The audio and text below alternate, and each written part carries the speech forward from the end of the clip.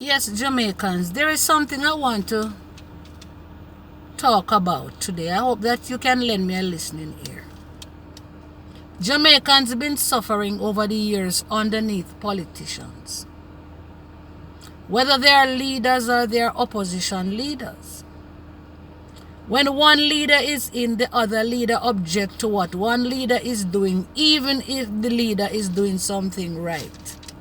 They always let it seem like it's only them alone have the right say.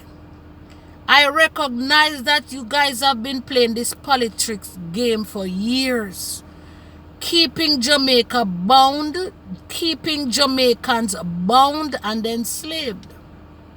The rich get richer and the poor get poorer. Well, I'm going to speak to the poorer class of people today. Allow Andrew Holness to sign off and get rid of the monarch. Because in case you did not know, having us under the monarch is like you're still underneath slavery.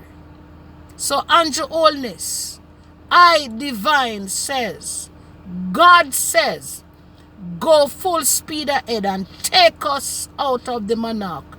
And I am here to tell you, any way means necessary, sir.